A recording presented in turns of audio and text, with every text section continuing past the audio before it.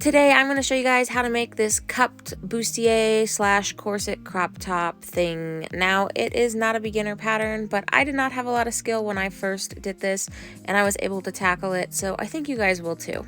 Now there are a lot of important things to remember about this, but one of the most important is to make sure that you get your stretch on and over your cups, because this is what's going to make it tight over the cup on the bodice. On a fabric that is not inherently stretchy, your stretchiest part is usually going to be on the bias, so that is where you're going to cut. This also runs off of your bra size, so that is what I mean when I say cup. You are probably going to want to use your bra size for this, since it is inherently a bra pattern. I am using a corset mesh for the rib cage portion. This is a tightly woven non-stretch mesh that will allow you to see through it but still be really strong for the pieces. Because I am only doing a single layer for the cage portion, I will be sewing the seams backwards and then putting exposed boning channel over the top. For the boning channel material, the best thing to use is pre-made bias tape you can get at Joann's, or you can make your own. As you can see here, I am sewing wrong sides together, and then I will clip the seam and iron it so that way it is flat against your skin on the inside and the outside will be completely covered. When it comes to the channeling, I start with where the seams are. This is going to be the strongest reinforcement for the cups, and then I go in and add my decorative boning channels wherever I want them to be.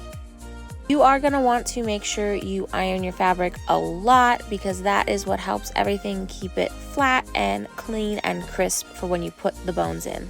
This is what the cage portion will look like when you are done. As you can see, the inside is nice and flat with no seams showing, so now it is time to move on to the cups. Now this pattern comes with really handy notches and top portions on the cups.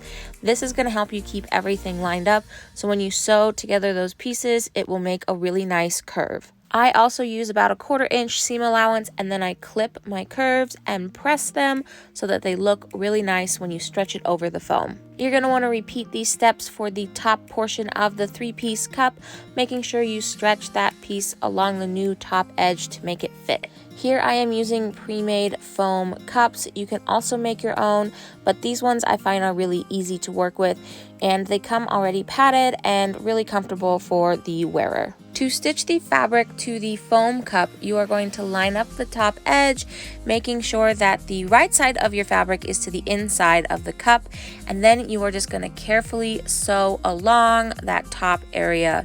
There is going to be some overlap, so if it looks like the top portion is too large, do not worry. There is just a little bit of overlap along the top, and that is totally normal, because when you flip it back to the other side, it is going to fit perfectly. I then like to stitch around the bottom just to keep everything tight and neat, and then you're ready to install. There are 2 main ways to install: matching right sides together and then sewing along that curve, but I am doing this way because I call it the lazy man's way. Essentially, you just stitch it in with the raw edges, and then I cover it with a piece of bias tape and an underwire so you don't even see it, and it looks pretty clean on the inside as well.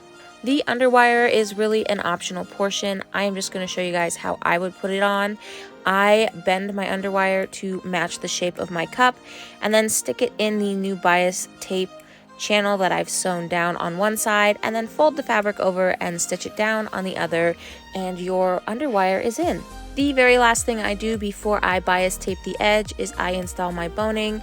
Here I am using rigeline because this is not a tight lacing corset, and this is really comfortable for the wearer. So I just slide it into the boning channel, and then I seal up the bottom edge, give it all a good press, and then it's up to you for decorations.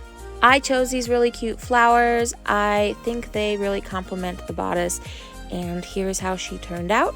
There is a Rosio cameo in the corner, but this is how the bodice came out, and I really love her, and I hope you guys try this out and show me what you make. Until next time, bye!